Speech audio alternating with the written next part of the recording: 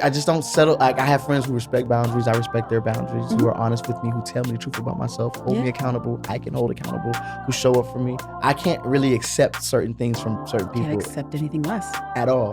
Hello, everybody. Welcome to What's Your Spark? My guest today is someone who breaks the mold. Not only is he an incredible songwriter, but he is a prodigy of an artist himself. You've heard his brilliant pen on the radio with some of today's biggest artists. You've heard his vocal production on some of the most beautiful voices. His ingenious artistry blends genres, blurs lines of fashion, and it speaks loudly with the message of being yourself no matter what. He's one of my closest friends, creative confidants, and never ceases to lift me up. Please welcome my friend, Elijah Blake. Yeah! Oh my God. Did you like that? Can you send that to me? Yeah, I wrote it myself.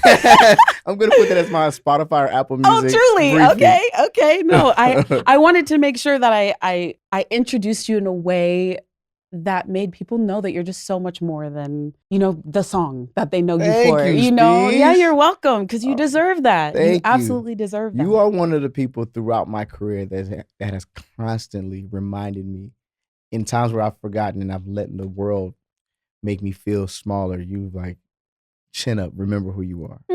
So same goes for you, for me. Yeah. And I think that's it's such a special thing, and it's such a rare thing to find, especially with what we do, that you have somebody who genuinely wants good things for you, not somebody who just says it to your face and then wishes otherwise. So. Heavy on genuinely. Yes, absolutely. Okay, so I get to interview my friend. This is so different. I want to start first because I feel like there are a lot of people who obviously do know you, but if anybody who's listening doesn't, take me back to that first moment where you knew that music and singing was what you wanted to do. Take me back to that stage, whatever that stage was. Since I was 4 years old, watching TV and seeing Genuine, Aaliyah, my mom says, even in the craziest delusion, because I wasn't born here. I was born on the island of Hispaniola. I love to say that because I went to Africa recently, and I want to really talk about, really just take ownership of what the true history of my people are. Yeah, and who you are. And who I am. And then I came here, which is Haiti and Dominican Republic. But certain things, certain dreams just didn't make sense to Caribbean people. Yeah. It was just kind of we're here, let's just find our pacing. You know what I mean? Doctor, lawyer, engineer, right. What are you talking about? You want to be a singer? It doesn't really make sense. So, but my mom was in all the delusion in the world, I was I'm going to be a singer. Since I could remember, she was he said he's going to be a singer. So yeah, watching Aaliyah, Genuine on TV, seeing the choreography, hearing them sing, the music videos becoming different characters, I knew early on that this is what I wanted to do. Yeah. So when was the first time then that somebody was I see it in you too? I know your mom said that you said it, but who was the person that looked at you and was you can do this? A pastor. Okay. My mother being a Caribbean woman, I was so bad in school. People wouldn't believe how bad I was. You can. I'm I definitely can. You know me. I was so bad that, in Caribbean cultures, they think that someone put a root on you. Oh, no. Okay. My mom took me to a random church and was pray for my child to get these demons out of there.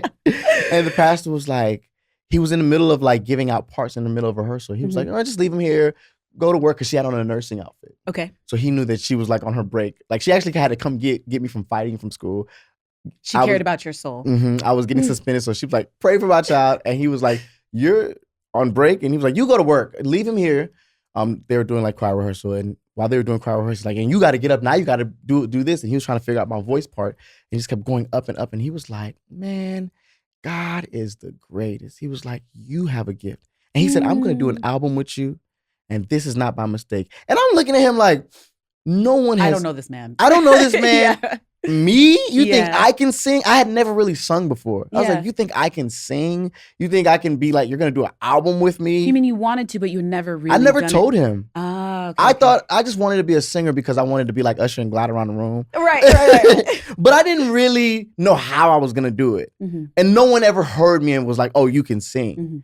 But he immediately was I'm going to do an album with you. I've been waiting my whole life to meet you. Wow. And he kept telling my mother to bring me back. And so I started singing harmonies and hearing parts. And so that's where my love started and my skill is in the church. Good old choir. Good old choir. Good old choir. I love being a part of a group. Yeah. Like to harmonize like that, it just Yeah. does something. It does God something to saved- me. God and Jesus saved my life. I will say that. Yeah. Okay, well, let's talk about that. Let's talk about your faith, because I know Yeah. you're not quiet about it, which is something I love about you and Yeah. I adore about you. I was telling I was in South Africa, and I started singing a song in the car, and the driver said, how did you become so shameless about your faith? He was like, I've never had someone get in the car, and I was singing something about the name Jesus. Come on, a classic. You know? Yes. And he turned around, he was like, you're so shameless about it. And I said, well, one time I was kind of in a position where I was like, do I speak about it? And like isolate myself? And I really heard God say to me, like, when you ask me for these blessings, these grand blessings, these big things to elevate you in a way so you can, in a sense, represent me, you don't ask me to do it in silence. Ooh. People never pray for like a small blessing. Ooh, no, they don't. No, you're saying, God, turn this medical report around. I don't have my rent. Do Help this. Me leave this situation. Leave this. Give me these grand blessings, but then we want to praise him in the silence. It doesn't make sense, and it's not fair to him. Yeah. Once him and I had that conversation, I'm shameless about it. I walk in the room, I'm like, Jesus, Jesus, Jesus, Jesus, Jesus. We always end up singing worship songs whenever we're together, always. And I'm looking to see who's catching on fire, because exactly that's how I know where my tribe is. Oh, that's great. Yeah. I love that. No, it's a really beautiful thing, and it's true. Like for both of us also, not only is being able to have a genuine friendship a rarity, but being able to be around as long as we have in the industry, especially with the landscape changing so many times since we've both kind of entered into it. Yeah. To be able to stay around is not just the feat of us having perseverance, but that faith that we have that he's going to continue to open the doors for us. Preach. And that's just I think that's where a lot of your amazing. peace of mind came in times where I was unsure and I felt you were unsure, but there was also a peace in your spirit that I've always admired. You are somebody that manifests it and you let go and let God. Yep. I'm just like, I'm stressed enough already. I'm stressed enough already. He'll take care of it. I'm still working on that part. And the pivotal part of our friendship was when we went to church together. Do you remember? And I was like, wow, like I've had friends invite me to the club. I've had friends invite me to the studio. Obviously, I've had friends invite me to an event, but I've never had a friend invite me to church. What kind of foundation is this being set, and what a foundation, like we've been friends locked in ever since. I know, it's just so crazy. I was telling Rosalie about how long we've known each other, and it's just every time I think back on how long we've known, I'm just like, this is so crazy. It's so lovely to have somebody to just call a true friend and know when I call, you're like, what's up, my girl? Like, how are you doing? There's always an encouraging word or whatever it is, just to mess around and, whatever it is on FaceTime where we just say random things or Dana calls and, so it's just a really beautiful thing. But I appreciate you and how you're right. The driver was right. You are shameless. You're shameless in other ways too, but it's okay. It is all right. The Lord knows your heart. Okay? He does. And he's still working on me. And I think that's why Dana's friendship and I is so close, because I've never talked to him about this, but I was around when you were praying for the life that you have now. Ooh, yeah, Lord, I know. I was around. You know what I mean? You're gonna make me I was there when you were praying for the life you have now. Yeah. So he is a part of that love naturally, and I feel I've benefited from the love of Dana, like as a friend. You know what I mean? So it's just amazing to have that type of community. Yes.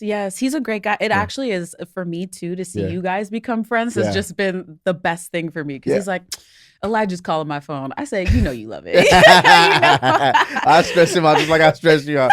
Oh, you got teary-eyed. I did. Wow. Because it's true. You saw me through all of that. Yeah. Whoa. You saw me through all the craziness and through all the trampling I feel like I went through, even though I was trying to like claw my way out of whatever it was, whether it was the label or the relationships I was in, or both at once. You were able to help walk me through that, and for you to say that is just crazy. You know what I mean? I think it's amazing to have friends in not feel judged. Yeah, that too. Not feel judged. I've never felt judged by you Mm-mm. in our relationship. And I also feel like that allowed you to have a safe space to just go through your process. Mm. And I think even with Kesha, if you look at friends that I have, there's an understanding of what we've been through in different parts of our career, different highs and different lows. Mm-hmm. And you gotta like allow your friends to go through their process because you know the type of friend you have and what they deserve. Yeah. So therefore you know it's coming. Yeah. And I feel like even certain times when you have felt like, Elijah, what are you doing?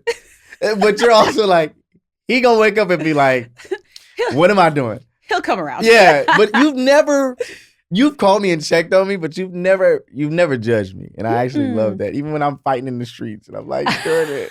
Yeah, I wasn't gonna bring it up. Fighting, showing up to your house with a broken wrist. You're like, Elijah, you got to stop this nonsense. But how can I pray for you? How can I be there for you? Like I always want to be that safe space too, because again, it comes back to the rarity of having a genuine friendship. Yeah. You want somebody to be there for you. You want someone who can be there for you. If you ask for solutions, they can help you find them. Yeah. But if you just need someone to sit with you, that's okay too. Exactly. And I feel like we've done a really good job of that for each other. Definitely. You brought up Kesha. Yeah. You just got off of tour. Yes. With her. How was that for you? I got to see a little bit, but I wasn't with you all the way. But you were able to come out. It felt like a family yes. affair. Kesha did a big full circle moment. You know, a lot of times you make certain sacrifices in your career to show up for people. Yeah. Yeah. Because you believe you're doing it out of the kindness and just the love you have for them. Mm-hmm. And certain times your team doesn't necessarily understand it. Like, you need to be over here. Why the hell are you over there? Mm-hmm. And I think I've been explaining for a long time Kesha's love for me and her admiration and her support for me as an artist. Mm-hmm. And people, my team and everyone around me got to see how much it is in real time. Because for her to be on one of the first arena tours, a stadium tour, and to bring me along, she killed it. She smashed it. I think I was like, oh my God, like this is my dog, but she's a superstar. Them singing the words word for word, even the album cuts. I was like, oh, like you really, when it was your time to do, and it's still her time, I'm trying to get her to do another album. You did what the hell you had to do. Yeah. And to bring me along. And, you know, I've been on tours. I don't like going on tours with people because there's so much politics. Like you can't use the lighting, you can't use the screen, you can't use, for Kesha to be like whatever he wants. And she's like, I want people to see you. Yes. The way I've always seen you. Yes. You know? And you deserve to be seen. I second that sentiment. When you told me you were going on tour with her, I was like, of course. That makes so much sense. You know what I mean? Know? She put money in my pocket to pay for the band. And again, she called me after the tour. She was like, you know, like I couldn't say this because there were so many moving parts. We had this conversation like a week and a half ago, maybe two. She was like, brother, you did so good. She was like, I couldn't say much because we were moving. She was like, but I didn't ask for anything. Like she was like, I was being so. She just wanted the tour to go smooth, but she was like, the only thing I asked is that they had you in my room, like I could see you on the monitor, like when she was getting dressed and stuff like that. She was like, because wow, like she wanted to see me that. She's always seen it in her head, but she wanted to see it in real time. Of course. Well, I mean, because it's the manifestation of what you guys have been talking about and your friendship as well. Yeah. I feel the same way, like, and I really wish that more people had that mindset. Like, your light doesn't diminish because you try to shine some of it on someone else. It just gets bigger. Exactly. It starts to encompass everything around you. Yeah. And shout out to Kesha. Yeah. She is so amazing and has been such a consistent friend in your life. And I also appreciate that too, because, you know, we can't always answer the phone with everything that we do and how crazy our careers and our lives are. So it's nice. You got me in one hand and you got Kesha in the other. No, my tribe is pretty lit. Yes. My tribe is pretty lit. And people, but we've always shown up for each other. And I think we've been an example to people of like what real friendship and support, peer support. I was telling Tank for your proposal. Like no one knows this. And he's like, you got to tell this story. And when I tell people this, just like in talking, they're like, bro, did you say like how Dana was able to reach out to me and Tori Kelly to sing meet me at the altar. Let's get married. Let's get married while he was surprising you and proposing to you. You know what I mean? Like those are things you don't even hear about. So it's not even just to It's a flex. Yeah. No one Yeah, would have yeah. known that. And is it okay if I shared that story? Please, of course. But how beautiful is it to be, what does that say about you as a person that your fiance to be can call me and Tori Kelly and then have JoJo and everybody, Leah LaBelle, just in the cut everybody waiting showed up. to surprise you at a restaurant that he had shut down to propose to you? I had no idea. I had no idea. I said, she's going to pass out. Oh, almost. I almost did. And I also, I'll never forget that because I started hearing the music and I was like, oh, they're playing my jam. And then I heard your voice and I was like, wait, what is happening? And I look up and you and Tori are up there singing and tears. I just was like, I can't believe this is happening right now. That was such a beautiful moment. And I think too, I'm glad that you shared it because yes, we can be industry friends and, you know, people are like, oh yeah, that makes sense. They work in the same field, but no, it's more than that. Like we come and you came to my house, you know, you stay over, we have conversations late into the night, you know, like there is a true camaraderie here and a true, I don't know if yearning is the right word, but sometimes we can feel so misunderstood that it's that pull to just talk to somebody who gets it. You know? So I just, it's just amazing. I can't believe we've gone through so much. No, and I was back there with Tori, like, what part you gonna do? You gonna do this part? Okay, I'm gonna do this run right here. You gonna do this run. Okay, we're gonna go right here. It was beautiful. It was beautiful. It was so beautiful. Yeah. Okay, speaking of all the craziness that is this industry. Yeah. How do you, because I mean, I know some of the things that you've gone through, but how do you pull yourself back up after, you know, either it's feeling like somebody's taken advantage of you or somebody has discredited you or has taken credit for something that you've done? How do you continue to push forward and keep the light on you and in you? And that's hard. I feel like I've reached a new space recently, but just learning to count it all joy. Count it all joy because I don't deal with betrayal very well. I feel like I come into a lot of things. You know I don't. I get really, I can go dark, but that's not God because God is love and God is light. Yeah. But I can go dark when I feel betrayed. There's like this beast in me that wants to protect me. Of course. Naturally, right? And but I'm just like, but when I get like that, I'm like, that's not like God. So just remembering, like, he wouldn't have, it sounds so simple, but don't believe he's brought me this far to leave me. And I really be like, because sometimes I've looked at certain things that other people have gotten that have happened faster.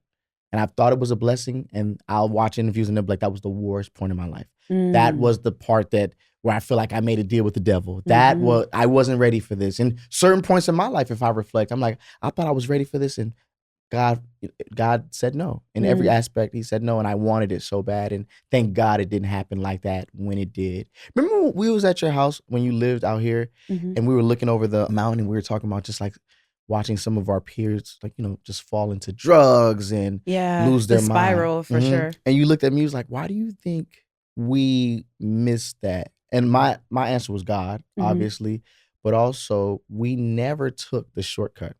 No, we didn't. We didn't. We never signed that contract. You're right. We didn't. No. So it might have taken longer, or certain people might have been like, oh, dang, you could be way bigger, or you should be still right now. But people don't know the cost. Right. Of your mind, your sanity. That's a very steep and your price. spirit. And your spirit. And I feel like every time that's happened, do you want to be the biggest artist in the world? Do you want to have that? I just got goosebumps. You know what I mean? And I think this is all it would have taken. I feel like we said no every time. And to me, that is my peace. Yeah. It's hard to say no in the face of everything you want. Yeah. You're taking care of your family. On a platter, you know, it's very hard. And there's no judgment in those who have done that, but it does come at a cost sometimes. A huge cost. Yeah. And man, I remember that conversation. Remember? Wow. Watching the sunset. We were like very circle of life. Big ass house.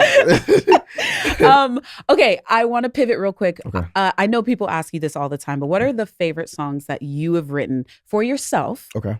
And then for others? Okay. Believe it or not, the power of a great song still works. There's a song I did called White Room. It's out right now. Yes.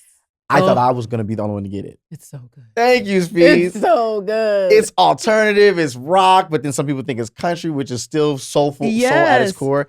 I just thought no one was going to get that record. I just thought that was me being weird. I grew up on Green Day. You know the stuff we like. Yes. And it didn't get any playlisting. You know how political that gets. Sure, of course. And no one can understand why it's moving organically in the way that it did. And I just feel like there are weirdos all over the world that don't want to be pigeonholed into genre. No. But that's one of my favorite songs I've ever written. So I'm really excited about what that's doing organically.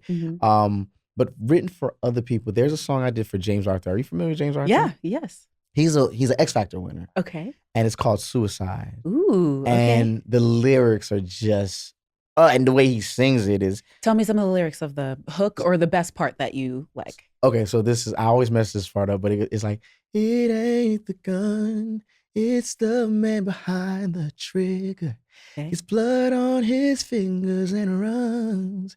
It ain't the lie, it's the way that the truth is denied. If there is one thing that I'm guilty of, it's loving and giving while you take too much.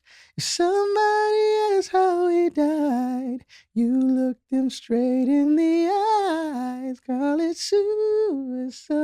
Oh my God. You know what I mean? Oh my God. It's just, Lord, okay, dark times. Dark times. It's one of those things. And it's just like being able to love somebody freely and both taking accountability.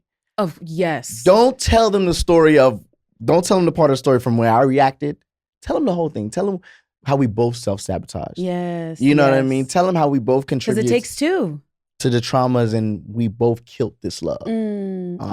Yeah. So. Man, those are some really good lyrics. Yeah. I would like to throw in an honorable mention. Yes. Unhappy. I was going to say that. Yes. It's one of those things where we can want something so bad and just the alignment with the label, them not. But I thank you for trusting me with that record. Of course. As soon as you played it, I was like, yes, please. Because it was everything that we both were going through. We were both going through our own tornadoes at the time. Yes. And to be able to sing that song, you vocal produced me. And then I turned around and said, hold on. I'm a vocal produce you right now.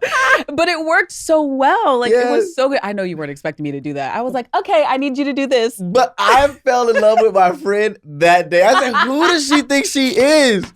Sony brought me the vocal producer. You like, okay, now you go. Your turn. And I was like, I mean, I think that's a great thing though, that we're able to push each other, which is why when we work together, our artistry and our voices and our creativity, like it's so cohesive. Yes. Everything just fits and our voices just kind of like float over each other and within each other to create something else. People always say that. They're like, it's amazing how well your voices mesh together. But I was like, we're from the same school.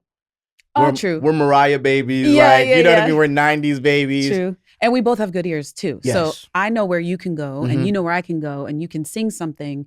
And I'm like, okay, cool. Yeah. Like we're really good at mimicking. Exactly. Although you are a much better runner than I am. And you are a much better controller and belter and placement. But there's just you, Whitney Houston, certain people have just this gift.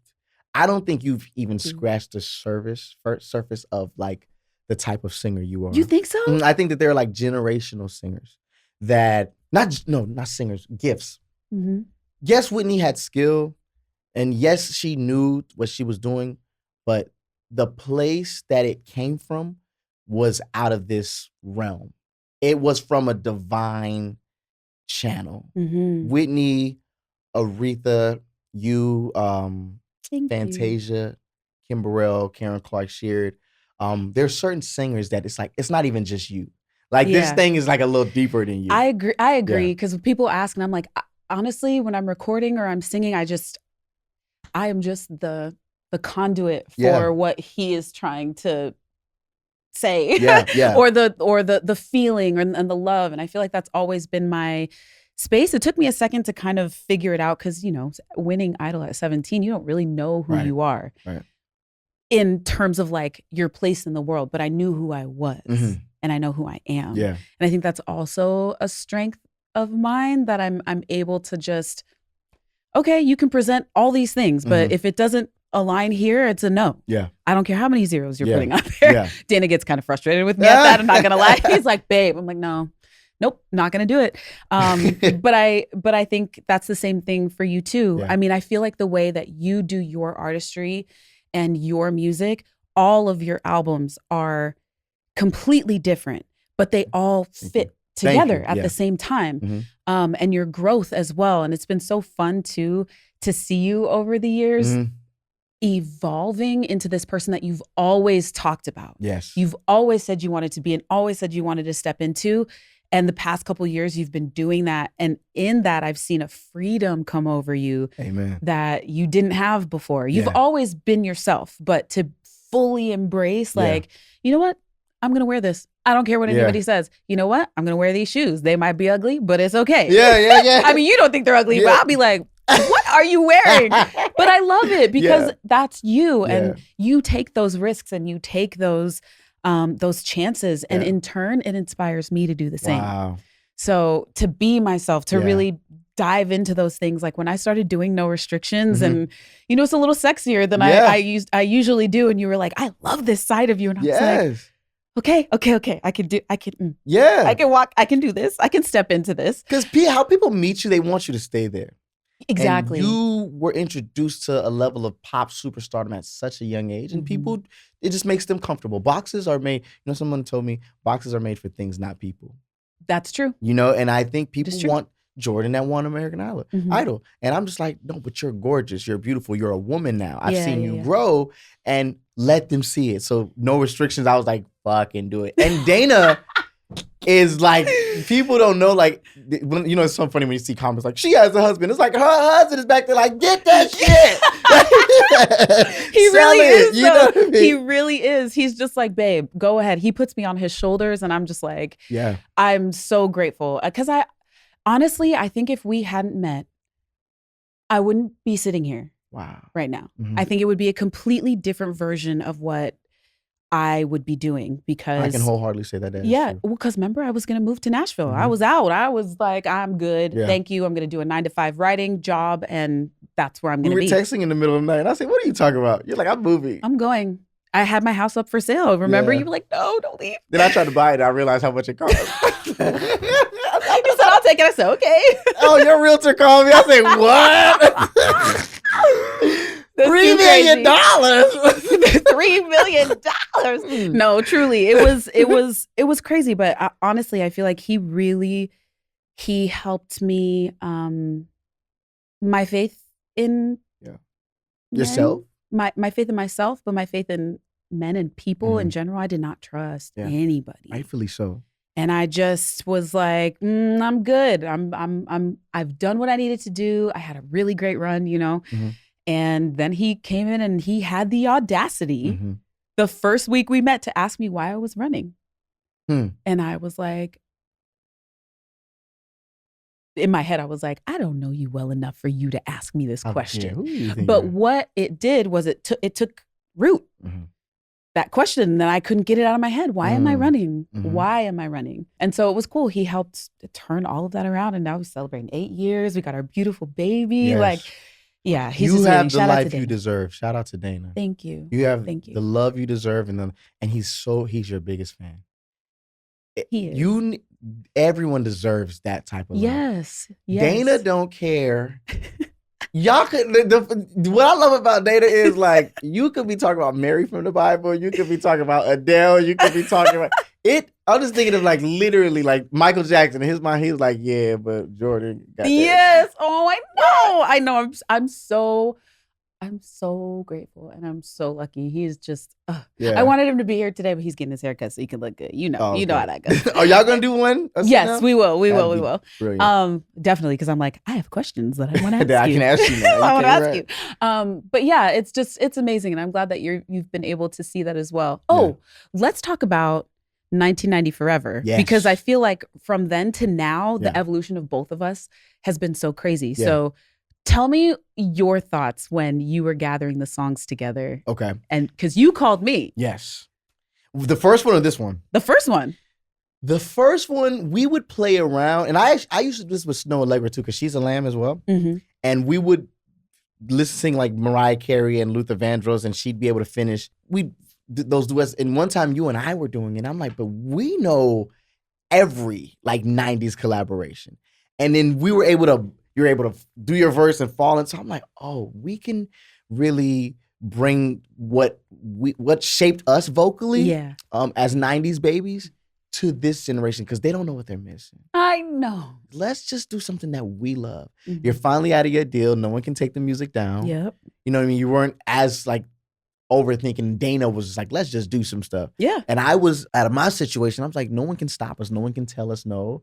And you showed up. You were pulling up. Hey, I'm outside. You know what I mean? And DJ was in diapers. DJ was in diapers. Crawling on the floor. On the ground. And we made that project. And, you know, the world was literally on fire. So I don't know if it did what it could have done. But to see it started to catch more life afterwards and see when the conversation would be brought up, like, what happened to R&B bridges? What happened to male and female voices Here dancing? You go. You know what I mean? Listen but to the this. fans and people were like, well, Elijah and Jordin gave y'all that. And, you know, y'all slept on it. Granted, again, the world was on fire. Or like right before the world. It was right before, yeah. Yeah, right before the world got on fire. So, but this one. If you don't know, Elijah and I put together a really lovely collaboration project of 5 songs. 6. Anyway, it's a couple of songs. Yeah. Called 1990 Forever, and you guys can go look at that. Oh, you're talking about the first one? The first one. Yeah, I just wanted to let people know what it was. So go listen to that. I think you'll enjoy it. And now we're gonna do a big one, and we have a project coming out together. I'm excited. I ride around to this of the evolution, part 2 of it, but it still feels like a part 1. The first one that we did almost feels like a precursor to this, because this one you're doing certain pockets, like you played in certain pockets on Ego. I was like, dang, I wish we had more time with, but you're playing in certain pockets on this project that is just like insane. I've been able to apply some of the things I've learned from you as an artist, holding my notes longer, come on, placing my tone, singing from my diaphragm right here. And you hear that on this project. Yeah, you can hear the growth for sure. Yeah, so this one to me is the one. I think that's also something I want to thank you for, because I remember when we did some of the songs, I was like, I don't know if I can even do this. Like, this isn't something that I've sang before. And you said, well, get in there and do it. And I was like, okay, fine. There were definitely some like awkward moments of silence. I was like, but you did them. That's your art. What I was most impressed at, and I love belters, I love screamers. I'm always like, Jordin, sing the highest note possible. Get up there. We need it. But so I love a good hollering. But from the moment I first stepped in the studio with you, I was blown away by the tone and color of your lower register. Thank you. Which I felt no one had explored. You hear it on Unhappy, for sure. Yeah. I love playing on Ego and a lot of the songs on this project, but I love how for you to be a soprano and to get into that Tony Aaliyah-esque bottom register. So yeah. Ooh, you yes. Oh my gosh, that was so fun. Yeah. Okay, so we have 1990 Forever, 1992. Yes. Also 1990 also, and then Unhappy, and then Real Love that we did. Remember the single? And Real Love, they played with Real Love. They did. Because something happened. We tried to put a symbol in it. And so I feel like a lot of people weren't able. It got left off the project because we couldn't add it afterwards. But Real Love is a monster record. If you want to hear a nice little R&B ballad, go listen to Real Love. It's on all platforms right now. Yeah. But I appreciate you, and I don't know. I just need you to know how special you are. Thank you. Like, not only to me, but you are meant to be here, and you're meant to share your voice and be who you are, so somebody else can look at you and go, oh, I can be me too. It's a blessing to have a fellowship like this, because I would have never, like you were saying, you wouldn't have been where you are without Dana's support. I would have never been able to come into being a Black guy. There are just certain stigmas and stereotypes that even when you you're just digging yourself out of it. Yeah, yeah. Once you realize it, by then you're spending another 10, 20 years just digging yourself out of it. And just in those moments where I've been super expressive with how I'm dressing, and I was approaching that fearlessness, people like you, Kesha, DMing me or like, that's it, get in your bag, like, yes, go crazy ass. That's it. That's what we want to see. Exactly. That reinforcement helps with that artistry, because as artists, we'll get in our head and we'll want to be fearless, we'll want to be expressive, but you got the whole world like, nah, that ain't it, dog, or Exactly. projecting. So even if you just got 5 soldiers in your corner, like, nah, do it, do that shit, own it. I'm very grateful for that. Yeah, my pastor said once, he was speaking about friendship, and he was like, you know, if you have one friend one true friend at the end of your life, that it's a blessing. Because circumstance changes, life changes, you know, there are friends who are seasonal and there are friends who are forever, you know, and if you have one, it's good. And we're so blessed to have however many, like however many we have, because I can count, like I have a good amount now that I know are true friends that will always be there for me. Yeah. And just in life, when I do business, I always tell people the bar is high. I'm not somebody who, you know what I mean? Like, it's true. I've loved and have been loved and am loved. So I don't necessarily, like, you can't sell me the idea or concept of love or string me along. You know it already. I have it. I already know it. So I'm not afraid of, like, you know, losing something that is not up to that standard, or I don't settle for bare minimum expression. You know what I mean? Ooh, you know what I mean? Like, I just don't settle. Like, I have friends who respect boundaries. I respect their boundaries, who are honest with me, who tell me the truth about myself, hold me accountable. I can hold accountable, who show up for me. So it's just like, I have friends who are extremely busy that show up for me. So I can't really accept certain things from certain people. Can't accept anything less. At all. That's how I feel. Yeah, no, that's how I feel. Like, before I met Dana, I was in that space too. I was like, my family loves me. My friends love me. I have amazing fans that love me. Like, I'm good. Yeah. I am good. And if I get that other kind of love in my life, it's a bonus. It's an amazing bonus, but I am so loved already. And I think that that is something that a lot of people search for, and they look in all the wrong places, or they've only been shown love in a different type of way that maybe that wasn't what it was. And so I hope for everyone to be able to experience that feeling, and also to be able to love themselves and know that that's where it starts. Yeah. You have to be able to say, I got me, you know? Yeah, exactly. Because you are with you 100% of the time. Exactly. You wake up with you, you go to sleep with you. Yes. And so I feel like that's really important as well. But I just thank you so much for gracing me with your presence. Thank you for letting me be one of the Sir Elijah Blake. Am I the first? Huh? No. Don't be jealous. Don't be jealous. Hey, it's not. Hey, I did call you. Your busy ass. I couldn't get you in God here. Sit the flood. Literally. But thank you so much for making the time. I know you have to go catch a flight, actually, because you got to do what you do. Yeah. I guess my last question is, what's next for you? So the album, to sum this all up, the album is called The Gemini. I have never said this yet. So I would say this, you know, you gotta, the exclusive on this famous. Oh my gosh. So the album is called The Gemini, and it's taking ownership in me being layered and nuanced and accepting myself being all those things. All the sides of you. All the sides. Because you do have a couple of personalities. There are. You know? Multiple. This is the calm one. This is the calm one. I.e. the blue clothes, you know? You've got the cool calm today. But I will burn this whole motherfucker down. You will. You will. And I love that about you. We need that passion. We need that duality. Yeah. I think that's amazing. Yeah. The Gemini. The Gemini. Oh my God. So that's coming out. And then our project. Yep, and then our project. Yes. So oh, we got a lot of good things coming up. Yes. Well, you know that I adore you and I love you. Yeah, and I love you real bad. Safe travels to where you're going. And I'll call you later. Yeah, you know. You already know. I can't wait for this to go. Congratulations, Speed. Thank you. Congratulations on the music, the freedom, the getting the love you deserve, and you get glowing. Every time I've seen you, you're like radiating. Let me just touch and absorb some of that light. If I could just touch the hem of her garment. Hem of her garment. Come on, Jesus. I know you in the neighborhood. Let me sweep my doorstep. Oh my gosh. Thank you guys so much for listening to What's Your Spark.